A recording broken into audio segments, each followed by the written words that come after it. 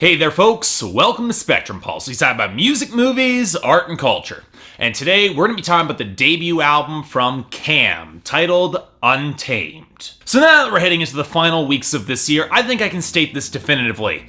It was not a particularly good year for country music, especially for women and especially in the mainstream. Forgetting the ugly tomato controversy and focusing just on the music, not only were the crossover hits fewer than ever, you typically have to add some heavy qualifications to qualify them as country at all. And the sad thing is that if you look to the indie scene, it wasn't that the records were bad so much as they were underwhelming compared to some of their previous work. Lindy Ortega, Casey Musgraves, Ashley Monroe, it happened to pretty much all of them. And it's not like any of them were crossing over to compete with Maddie and Tay or Carrie Underwood or Kelsey Ballerini anytime soon. They just weren't as good as some of their previous albums. Now, there were two big exceptions to this crossover rule. The first being the unprecedented success of Little Big Town's Girl Crush. But I'm inclined to disqualify it from the conversation because A, Painkiller dropped in 2014, B, they're a mixed gender band, and C, you'd have to put some serious qualifiers on calling that country instead of folk or maybe even pop. The second is the unexpected sleeper hit of Burning House by Cam, a song that I was initially not particularly impressed by when I covered it on Billboard Breakdown, but in retrospect I've come to appreciate it a fair bit more. That song, which turned out to be the highest selling country song from a female artist in 2015, led me to dig a little bit more into Cam, a singer from San Francisco, who got her start as a songwriter before meeting up with producers Tyler Johnson and Jeff Basker, the latter who in recent years has been known to work with Kanye West, Natalia Kills, Fun, Beyonce, and most recently with Mark Ronson on his chart-dominating smash Uptown Funk. In other words, we're looking at an artist who once wrote for Miley Cyrus, seemed the furthest thing from Nashville, who ended up signed to Arista Nashville, because that honestly makes too much sense, the label of Brad Paisley and Carrie Underwood. And worse still, even despite some positive critical press, the label decided not to release her debut album until mid-December, otherwise known as the dumping ground for album releases that the labels have zero confidence will stick in the mainstream, because year-end lists are getting published, the charts are slowing down, and most people just don't care the same way for new releases during the holiday season. And yet, Burning House continues to rise up the charts, and I figured I might as well give Cam's debut a chance if nobody else would. So, how'd it turn out? Well, okay, initially I was set to sing this album's praises to the high heavens. Finally, a female-fronted pop country record that would have a shot at making my year-end list even. And yet, after repeated listens, I'd be lying if I didn't say that it hasn't faded a little bit. Now, make no mistake, there's a lot to like about Untamed by Cam across the board, but on the other hand, it's also uneven and has enough questionable notes and decisions that drove me to take a cautious step back away from really praising it. I'm not sure how well this album will hold up under sharper focus or for a longer period of time. And the place to start with this conversation is with Cam herself. And honestly, I'm a little bit torn on her as a performer. She's got a certain bubbly energy that creeps through in tracks, a lot of optimism to match a very clear vocal tone that can play melancholy reasonably well, but at the same time, I've had a bit of a hard time getting a nail on what makes her special or stand out amongst other pop country acts. She doesn't quite have the huge force of personality that labelmate Carrie Underwood has, but there is some strident charisma that only gets further accentuated by some excellent multi-tracking and great vocal arrangements. Seriously, the harmonies are excellent on this album. And while I'm not entirely convinced she's got a handle on rougher delivery to match some of her instrumentation, we'll come back to this, she's got more than enough personality to anchor some willful yet very willing to be vulnerable pop country. There are points that can go a little bit broad, most notably country ain't never been pretty, but really those are pretty minor gripes. But where the issues start cropping up is in the instrumentation and production, and where I expect the majority of the backlash from the country fans to come up. You could argue that Cam pulled a bit of a bait and switch by opening with the delicate acoustic ballad that was Burning House, because it's not at all representative of the majority of her sound, which brings together a ton of thickly textured acoustic grooves, most of which actually do sound great, with some thick sizzling riffs from the electric guitars behind it, and yet it's all being driven forward by some of the meatiest backbeats and bass lines I've heard in country this year, and you can immediately tell that Jeff Basker is bringing percussion-centric production into country music. And yet,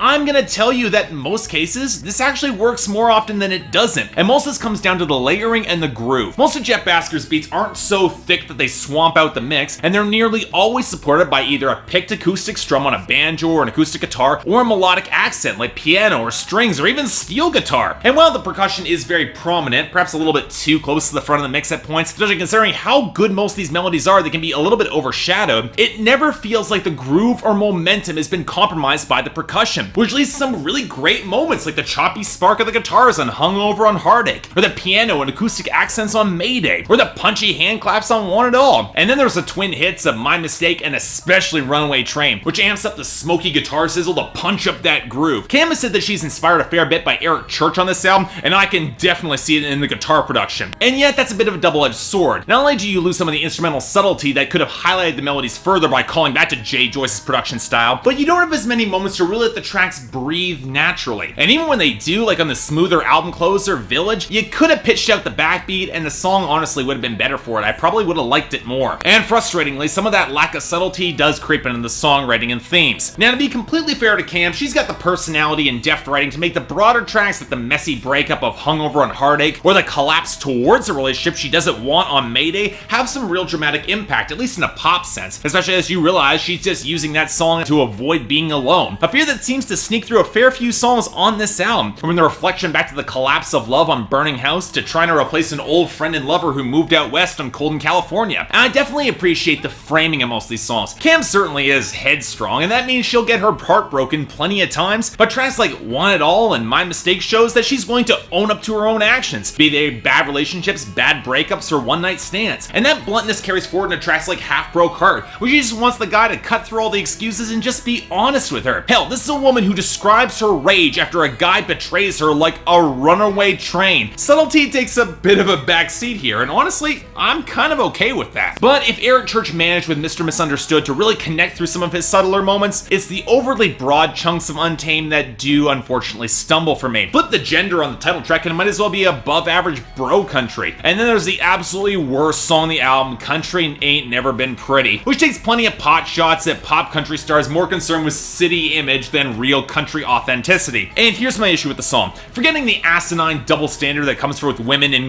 mainstream country music, that you have to have the looks to sell albums, that sucks. It shouldn't be like that. My issue is how sloppy that song feels. I mean, saying the brand of your jeans doesn't matter because your man's hand is going to be covering the label anyway, or saying that beer goggles are cheaper than Gucci. Look, I like Gretchen Wilson's Redneck Woman as much as anybody, but her image was a lot more practical than Cam's, which just seems to wallow in its own messiness, and even despite having a pretty decent country flavor to the song, it still feels kind of clumsy. Not really a terrible song, but not something I liked either. But in the end, I do like Cam's Untamed for finding a way to take percussion-driven production and give it some pop country groove to it, and there are some songs on this album that really do stick with me. But again, it's an uneven album, and I feel that it loses impact with every subsequent listen that I've given to it. A lot of initial impact that reveals itself a little bit lacking underneath. But then again, maybe I'm being too harsh here. I can't compare everything to Lucy Hale's star-making and underappreciated Road Between from last year, and I do think there's promise in Cam's writing and presentation that could further define her personality on future albums. So for me, I'm thinking like 7 out of 10 and a recommendation, especially if you're into pop country and you're looking for another woman to root for in the mainstream, because we need them right now. The industry might not be supporting her the way that they should be, so